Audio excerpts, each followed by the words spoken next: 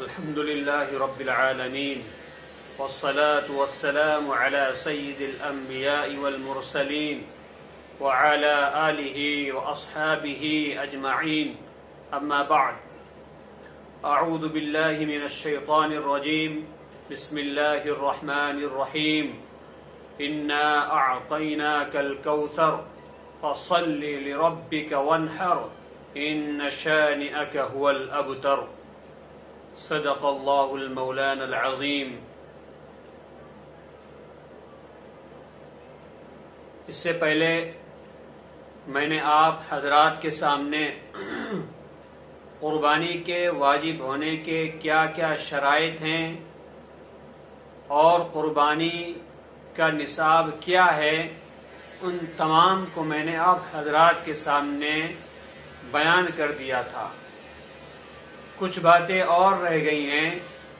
جو میں آپ کے سامنے پیش کر دیتا ہوں تاکہ تفصیل کے ساتھ قربانی کے مسائل پر ہمیں کچھ معلومات حاصل ہو جائے۔ ہر شخص پر اسی کی ملکیت کے اعتبار سے قربانی واجب ہوتی ہے، یعنی ہر ایک کی ملکیت میں جس قدر مال موجود ہے صرف اسی کا قربانی کے نصاب میں حساب لگایا جائے گا، اور جو مال ملکیت میں نہیں ہے اس کا حساب نہیں لگایا جائے گا۔ گویا میاں اور بیوی، والدین، اولاد میں سے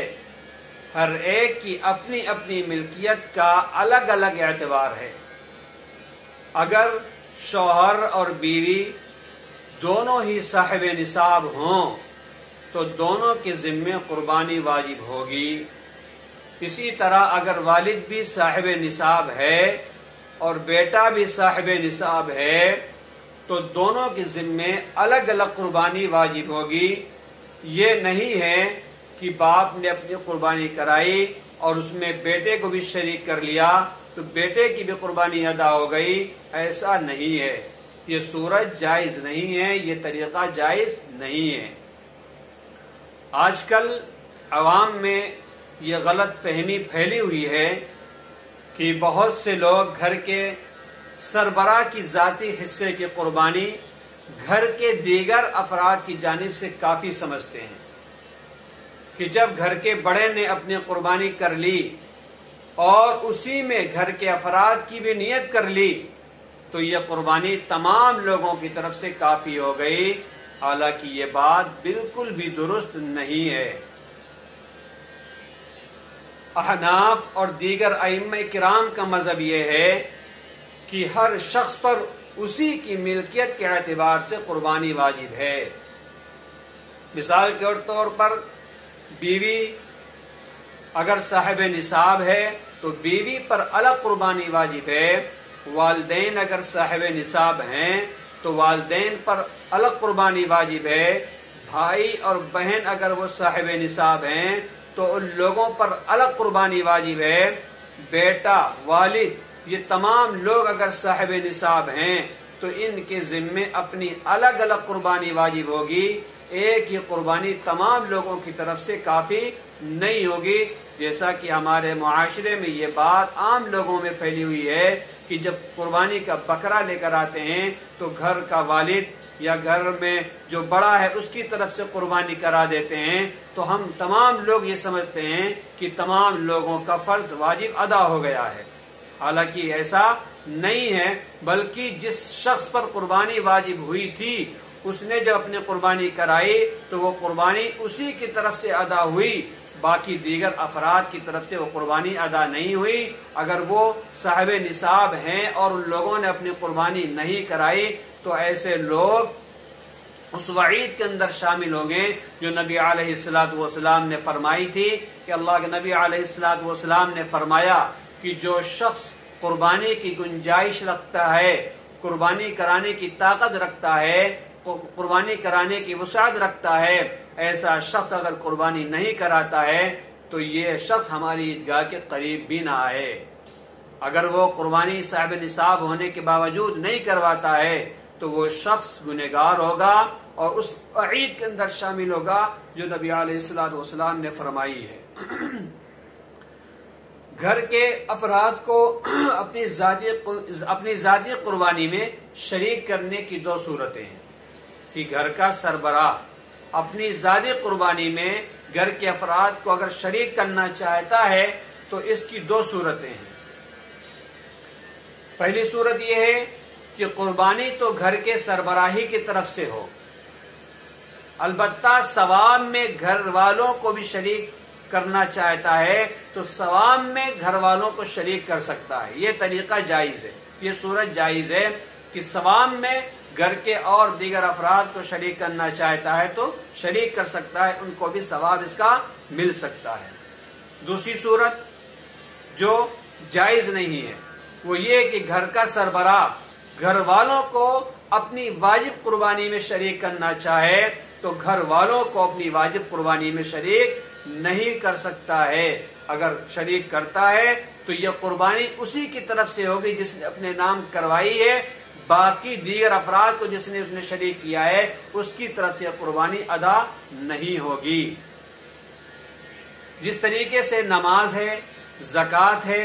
حج ہے، سجدے تلاوت ہے، اگر یہ کسی شخص پر واجب ہوئے ہیں، یہ تمام ارکان کسی شخص پر فرض ہوئے ہیں، اب اگر یہ شخص جس کے اوپر فرض ہوئے ہیں وہ ادا کرتا ہے تو یہ اسی کی طرف سے ادائیگی ہوگی۔ اب اگر چاہے کہ یہی جو ہم نے ادا کیے ہیں اس میں ہم فلاشت کی بھی نیت کر لیں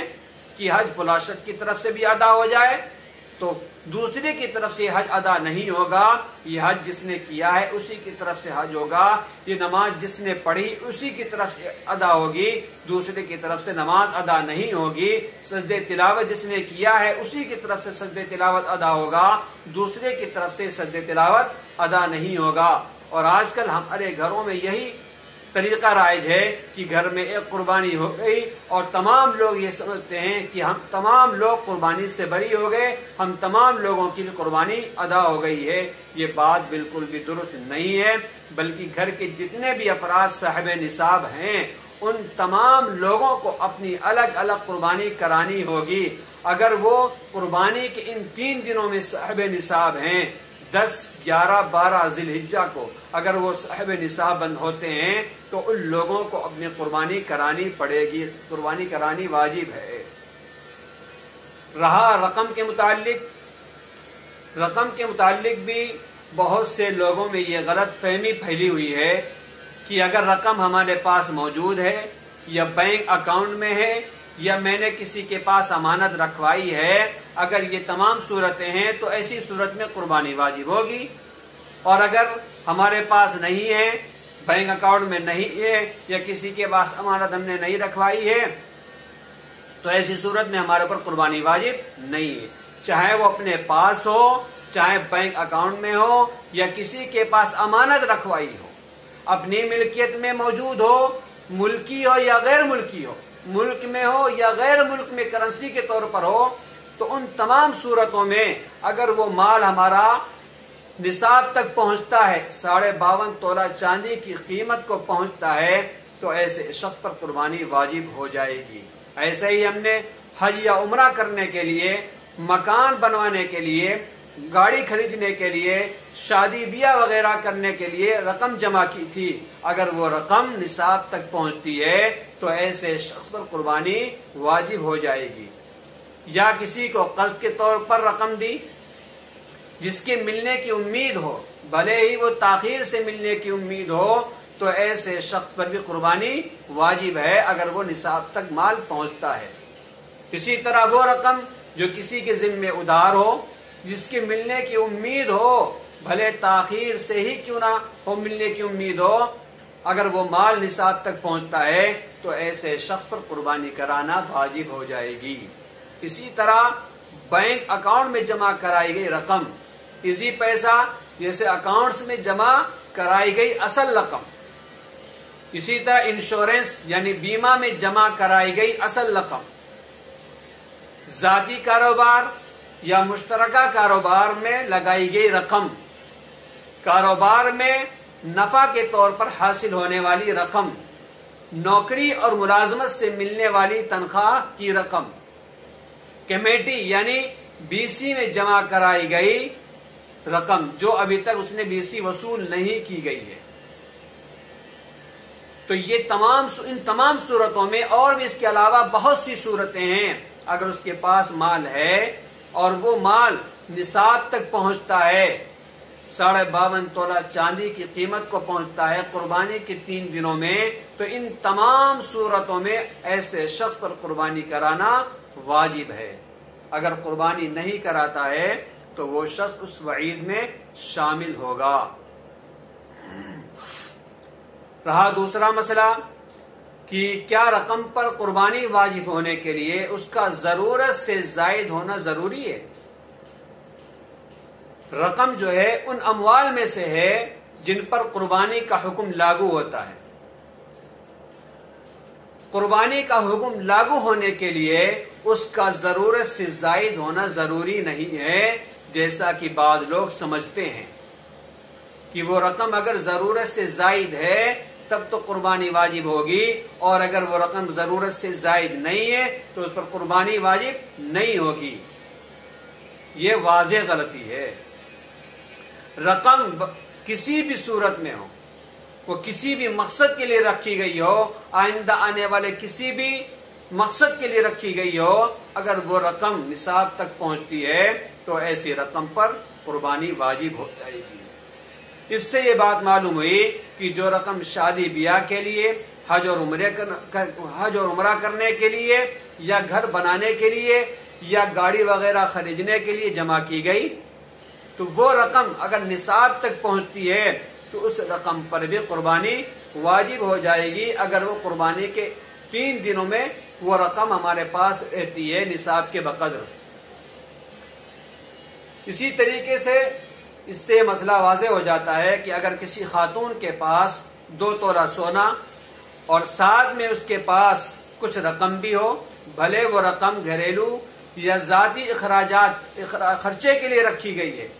تو اس رقم کو اس 2 تولے سونے کے ساتھ ملا کر ان کی مجموعی قیمت اگر 52.5 تولہ چاندی کی قیمت تک پہنچتی ہے تو اس رقم پر قربانی کا حکم لاگو ہوگا, اور اگر وہ رقم 52.5 تولہ چاندی کی قیمت کو نہیں پہنچتی ہے تو اس پر قربانی کا حکم لاگو نہیں ہوگا.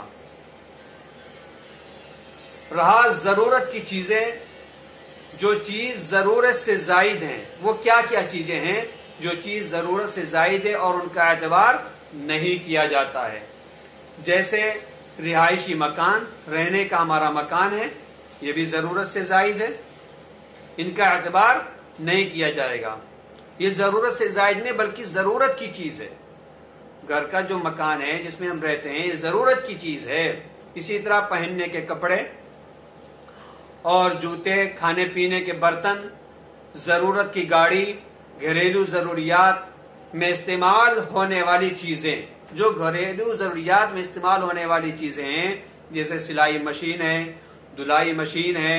پنکھا ہے, فرنیچر ہے, فریج ہے, کمپیوٹر ہے, لیپ ٹاپ ہے, موبائل ہے, اور اسی طریقے سے پیشے اور تجارت اور مزدوری کے آلات, سامان, اور درزی کی جو سلائی مشینیں ہوتی ہیں, فیکٹری کی مشینیں, یہ تمام چیزیں ضرورت کی چیزیں ہیں. یہ اگر ضرورت سے زائد بھی ہوں, یہ تمام ضرورت کی چیزیں ہیں. اسی طریقے سے غلہ, گیہوں, چاول, گھی, آٹا, چینی اور دیگر کھانے کی جو بھی اشیاء ہوں جو مہینے یا سال بھر کی ضروریات کے لیے رکھی ہوئی ہیں اور وہ نصاب کے برابر بھی ہوں, تب بھی وہ ضرورت کی چیزوں میں ان کا شمار ہوگا. تب بھی ان تمام چیزوں کا ضرورت میں شمار ہوگا. یعنی اگر یہ کھانے پینے کی چیزیں اگر ضرورت سے زائد بھی ہیں, سال بھر کے رکھی ہوئی ہیں, تب بھی ان کو ضرورت کی چیزوں میں شمار کیا جائے گا. رہا ضرورت سے زائد کیا کیا چیزیں ہیں. ضرورت سے زائد سے مراد وہ چیزیں ہیں جو گھروں میں یا دکانوں پر یا فیکٹریوں میں پرانی یا خراب ہونے کی وجہ سے ویسے ہی پڑی رہتی ہیں, وہ کسی استعمال میں نہیں آتی ہیں, اور وہ قیمت بھی رکھتی ہیں،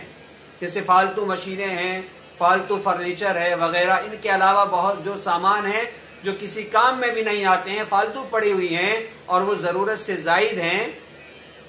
تو ان تمام چیزوں کا شمار کیا جائے گا، ان تمام کا بھی قربانی کے نصاب میں حساب لگایا جائے گا۔ اسی طرح اگر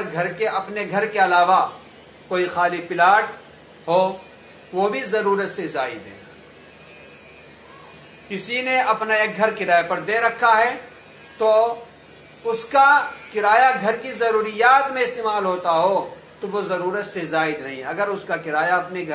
گھر کی ضروریات میں استعمال ہوتا ہے تو اس کو ضرورت سے زائد میں شمار نہیں کیا جائے گا، لیکن اگر وہ کرایہ گھر کی ضروریات سے زائد ہو تو وہ گھر کی ضرورت سے زائد چیزوں میں اس کا شمار کیا جائے گا۔ اسی طرح کسی شخص کے پاس 2 گاڑیاں ہیں، جن میں سے ایک گاڑی ضرورت اور استعمال کی ہے اور دوسری گاڑی استعمال کی نہیں ہے، تو وہ جو استعمال کی نہیں ہے وہ بھی ضرورت سے زائد ہے۔ جب وہ ضرورت سے زائد ہے تو اس کا بھی حساب لگایا جائے گا۔ اگر وہ نصاب تک اس کی قیمت پہنچ جاتی ہے تو ایسے شخص پر قربانی واجب ہو جائے گی۔ تو یہ تمام مسائل جو میں نے آپ کے سامنے پیش کیے ہیں کہ قربانی کن کن صورتوں میں واجب ہوتی ہے اور کن کن صورتوں میں واجب نہیں ہوتی ہیں، تفصیل کے ساتھ میں نے آپ کے سامنے یہ مسائل پیش کر دیے ہیں۔ اللہ تعالی ہمیں کہنے سے زیادہ عمل کرنے کی توفیق عطا فرمائے۔ وآخر دعوانا الحمد للہ رب العالمین۔